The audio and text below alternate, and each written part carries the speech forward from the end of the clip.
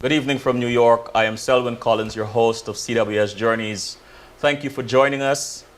I can never get tired of saying this, that we are never more connected than when we share our stories. So I invite people to share their stories with us because I believe that somewhere, someone who is listening can be inspired, can be encouraged to step beyond their challenges and their limitations, just listening to a story being told, not just about the successes, but the challenges and how they were overcome. Imagine someone falling down and getting up and then one day becoming a person of note. That to me is very interesting.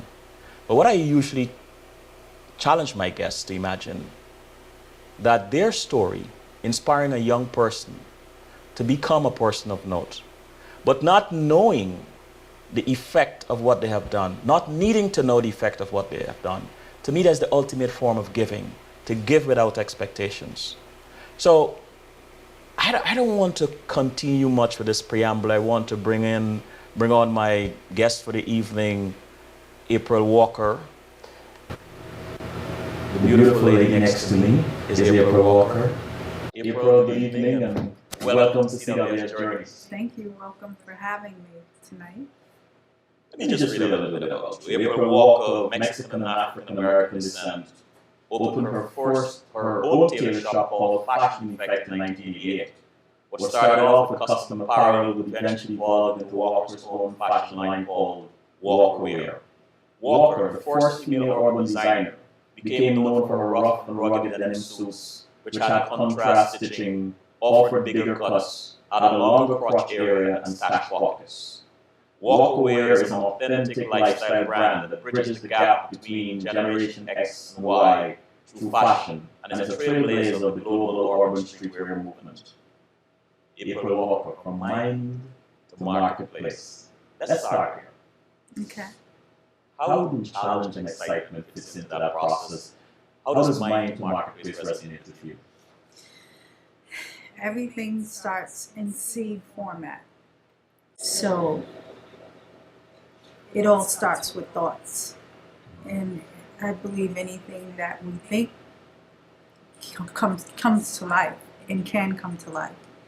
So you take an idea, and anything we've ever seen has been thought. Think about that. Start with the thought. It starts with the thought. So you plant seeds, and it just depends on what kind of seeds you plant. I had a dream, and one of those dreams, honestly, was not to work for someone else. And didn't quite know what I wanted to do. Was in college at New Paltz. And I did know when I went to visit Dapper Dan, which is, do you know about Dapper Dan? No. So Dapper Dan was a custom tailor shop in Harlem that existed in the 80s, and he had this 24/7 establishment, and it was the first that I'd ever seen a person that looked like me that basically was running this whole massive enterprise. And you would see anyone from Mike Tyson to Japanese tourists visiting to customers, hustlers, all kinds of interesting people. It just was a mishmash of different people in this store any time of day, any time of night. And we would go from the Apollo Theater over to Dapper Dan's, and I just be in awe of his enterprise. So that, when I saw that, I said, I'm going to do this in Brooklyn. How old were you then? I was about 19 or 20. 19 or 20. Beyond all the accomplishments and accolades and awards you had, how would you describe this person many have come to know as April Walker? How would I describe her? Yes. Now or then? Now. Okay, now. I definitely am a lot wiser than I was then. A lot more thoughtful. Passionate. Same passion. This is funny because I think the first half of my life I've lived the dream, so to speak. So this now it's like time to ignite. I really, really am passionate about helping others, and I think the next half is going to be that journey. I think, it's funny because when I tell my team members and people that I've worked with along the lines about the things I'm doing, they laugh and they say, "You've always done that, but you don't know you're doing it. Now I'm owning it." So it's different. Like, I want to see as many people succeed as possible. My job, in my heart, and in my mind, the different things I'm doing are to either empower, inspire, ignite, help people discover different tools, different things, different experiences, and help them soak it up so that they can not only be self-sufficient, but empowered in their, I say BYOB, we're all be your own brand.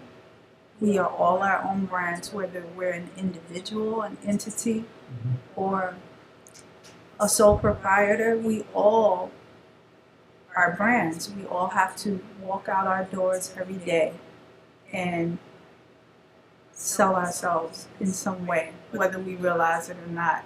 We represent something. So it's, what kind of brand are you? I want to go back into your timeline a little bit. Mm-hmm. You were born in LA. Right. What was life like for you at ages 8 and 14? What do you remember? So just to clear it up, I claim Brooklyn because I left when I was like 2. Wow. Right. So I left. So the first 5 years were, I was pretty nomadic because I left at 2 from LA and we went to Roxbury, Massachusetts. So I was born in LA. My middle sister was born in Roxbury, and then my youngest sister was born in Harlem Hospital. So, we moved around a bit, and we planted our feet right here in Brooklyn, and just, I traveled a lot, and I lived in LA in the 90s, but I stayed there. But 8 and 14. 8 years old, I was in Bed-Stuy. And I lived right next to the old boys high school on Madison between Nostrand and Marcy. And so it was a very different world then, Definitely you had to have your tough skin and, know how to stand up for yourself. And then 14, I moved over to Clinton Hill, which was like a different world from Bed-Stuy. So I think at 14, I was just starting to get my confidence up, so to speak. At 14 in a big way. If you were not a fashion designer and today venturing into filmmaking, what other career would you like to have tried? That's great.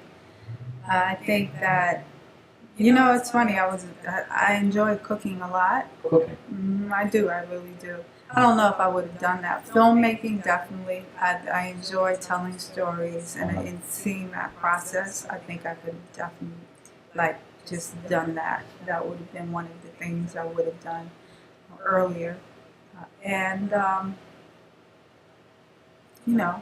I'm saying things that I'm starting to do now, but I guess that's why I'm a motivational speaker, But then it's hard. I don't know if I would have done that because I didn't have stories. I think you really have to really experience some things to really want to talk about it. For me personally, So I don't know. That's a very good question. I love pets. So, I had a pet business, for over a decade. I definitely could have probably done something in that whole pet world because you design clothes for pets. Yeah, I had an all-natural pet boutique in Fort Greene, and we did everything from design stuff for the pets to actual holistic products and all-natural treats. We made all-natural treats. We have a pet sitting business. How did this idea come about?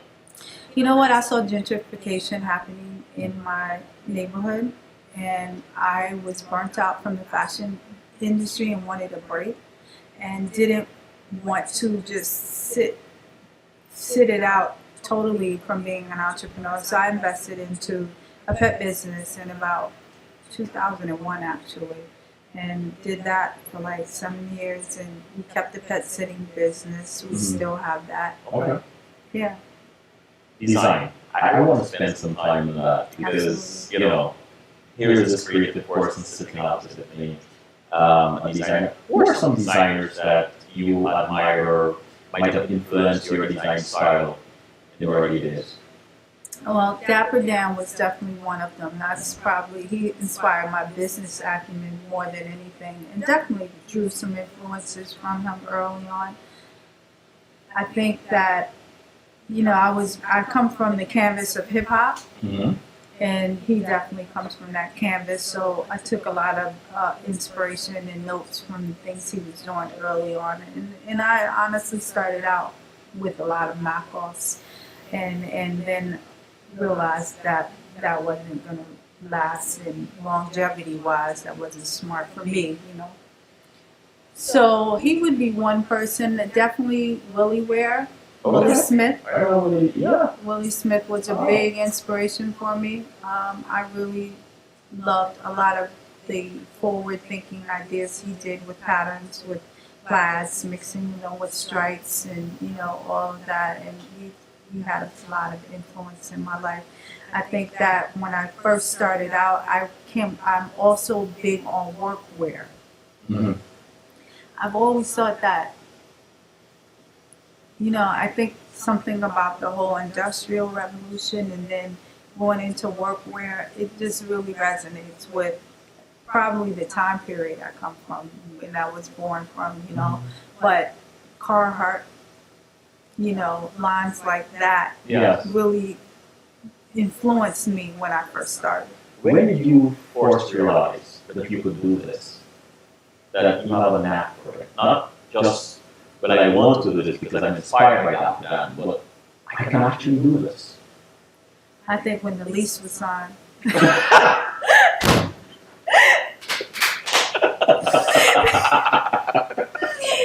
Oh, that's good. We're gonna make this happen. No, I think that you never really know until you know. You know, I think I still feel that we all have that. Every day is a new day, to be honest. So that was a good one.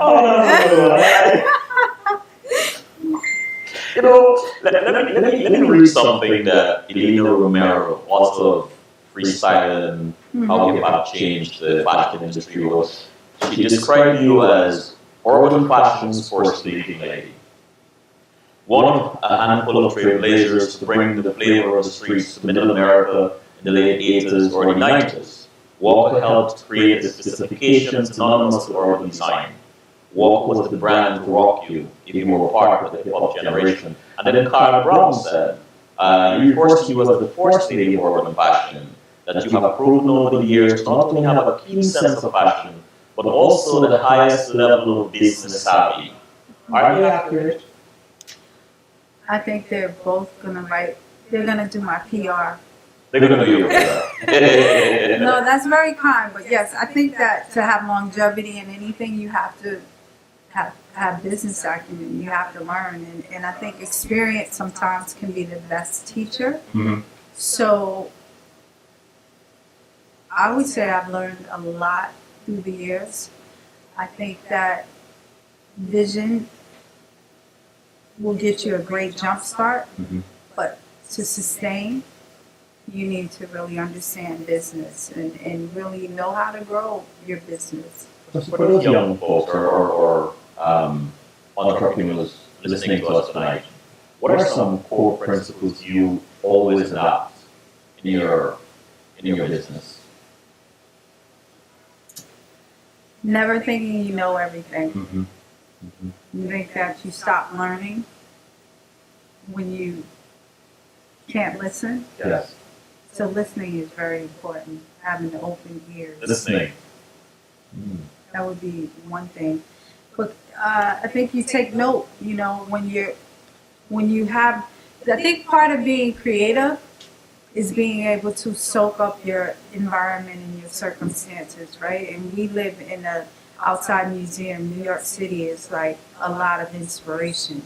So being able to be present and in the moment, it's the hardest thing to do sometimes as we get older. I'm being honest because we're always thinking ahead. We're always thinking about all the responsibilities we have. But I think if we're really creative and we want to do justice to our creative lens, we have to stay in the moment and also interact. So one thing I would say would be listening. The next thing I would say be present.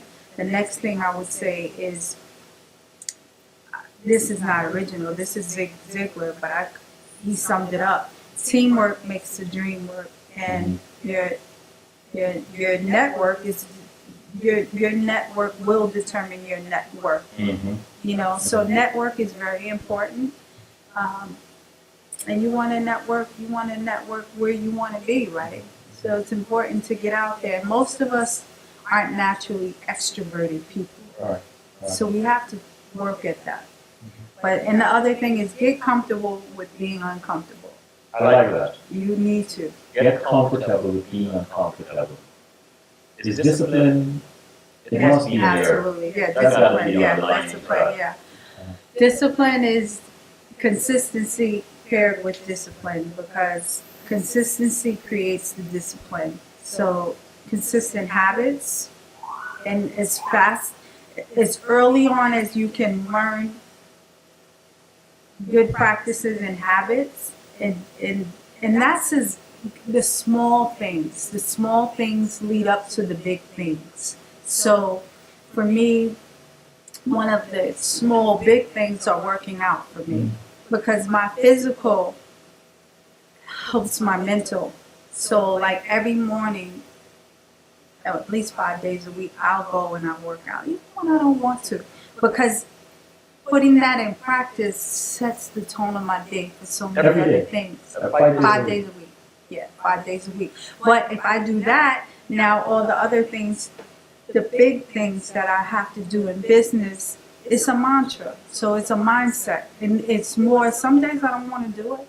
But if I just go and I show up and I at least go through the motions, it's a commitment to yourself. And so that's what I think you have to do, respect your commitments. And then you can say you want something, but prove it in your actions.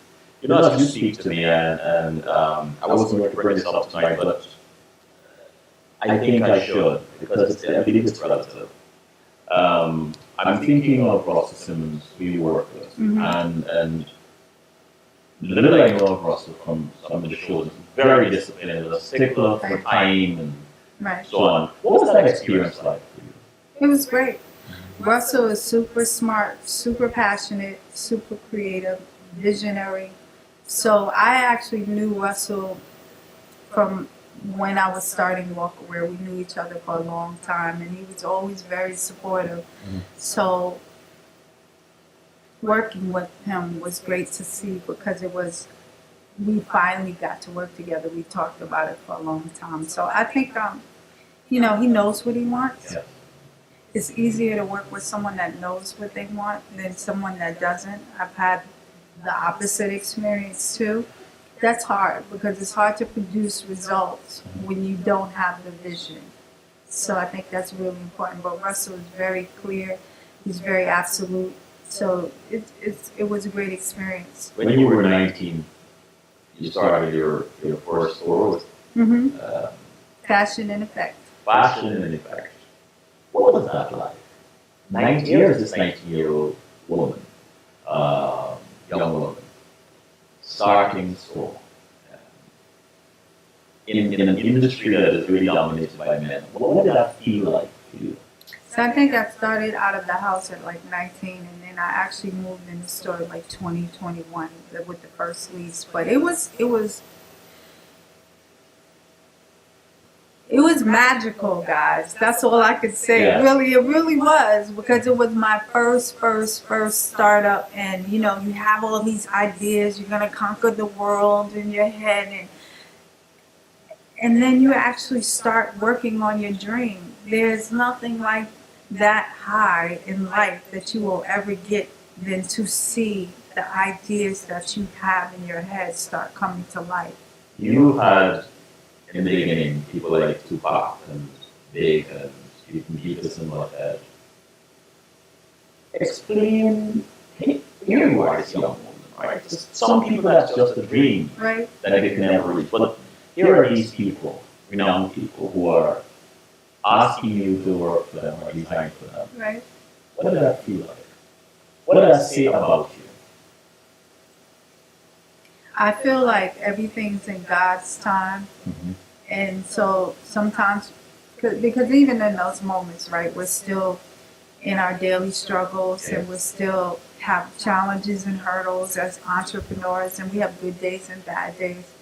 But those days when you had Tupac call or you met Run DMC and gave them a card and, jam messaging, and then they call the next day like, hey, I want you to do my video.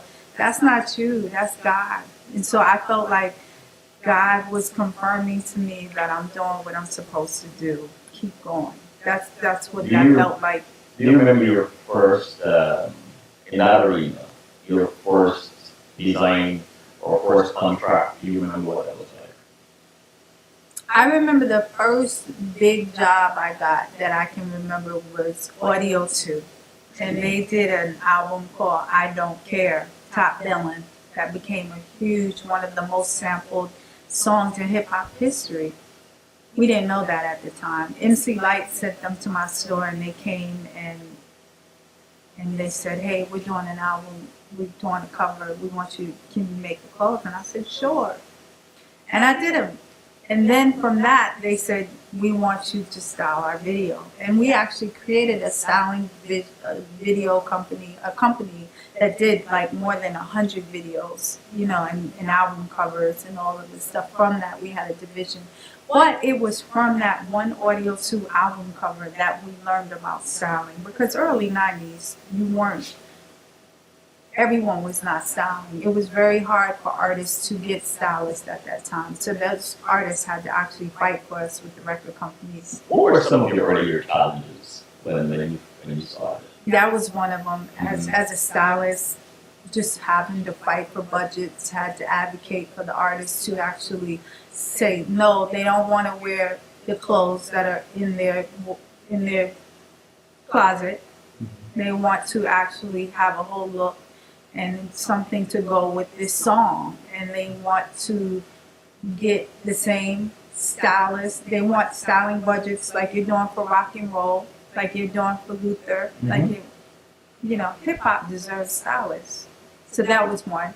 I think another one was understanding finances early on, rude awakening to that, because I kind of just jumped in, like dove in. So I was in school for communications and business, but what you learn in school and what you actually start doing, you learn are two totally different things sometimes.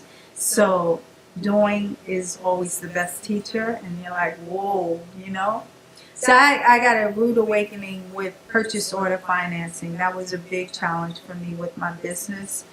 I think that at that time, urban fashion was not a category yet. We were creating it, so to speak. So when we started selling to these stores and these department stores, we had two challenges. Our biggest challenge was they didn't want to buy at first because they'd say, this is a fad, it's going to go away, because it's a lifestyle, and it wasn't, the music was just getting on the map. So they thought that the fashion was, as a branch of that, the music was going to be faddish and so would be the clothes. So why should they invest into this lifestyle, right? So we had to constantly prove ourselves and tell them why and sell ourselves.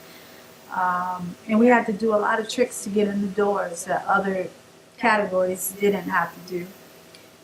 Another thing was, because of that, it's almost like now how they had subprime lending and you have the whole market crash with with mortgages. Mhm. It was the same thing with purchase order financing in urban fashion because we had higher rates for purchase order financing. We couldn't get those in those doors because they made the benchmark so much higher. We want 3 years of financials, you have to be a corporation for 3 years before we consider you.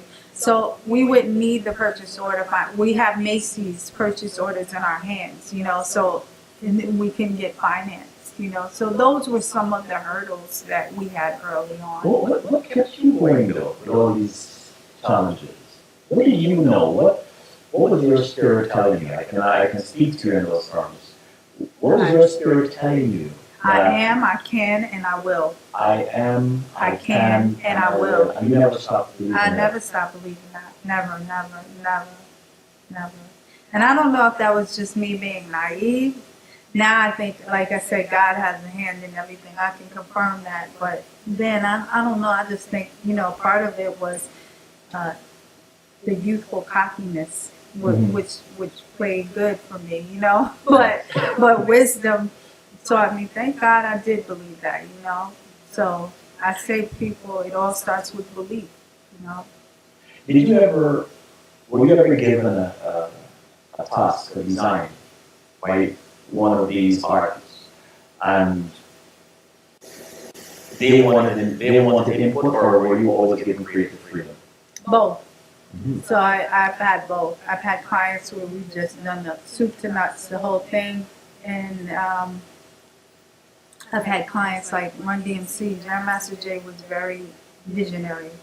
So from his music to styling, he came to the table with ideas. So we worked collectively on, when they wanted to do the old Down with the Kings, and they wanted a whole different vibe. We had to go back and forth on what that vision would be like. And he had his hand in a lot of Run DMC's whole package. So he was somebody that definitely we collaborated with more than dictating.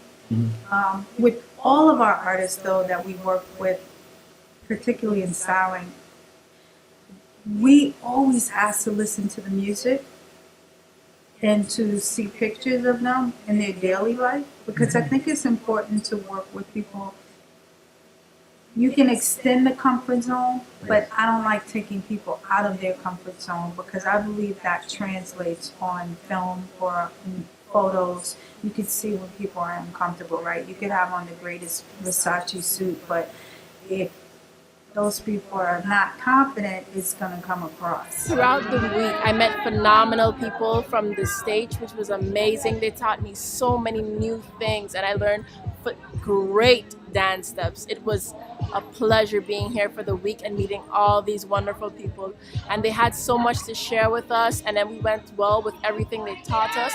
And in Miss Halima's class and other classes, I will keep things in my head to carry me further in whatever I want to do with the words of encouragement they gave me throughout the week. I just want to say it was a great experience. Like, I had lots of fun with all my teachers, and I learned a lot of lessons that I will carry with me throughout whatever career I choose. It was just like an amazing experience, and I had a lot of fun. Art Saves Lives!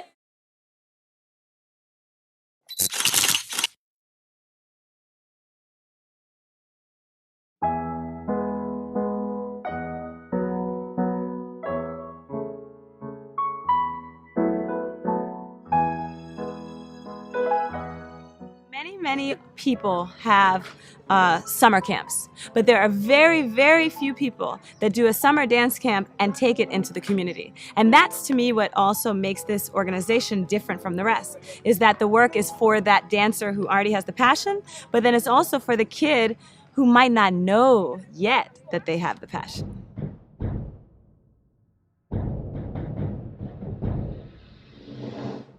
I think that art is the bridge to get young people from one place to another.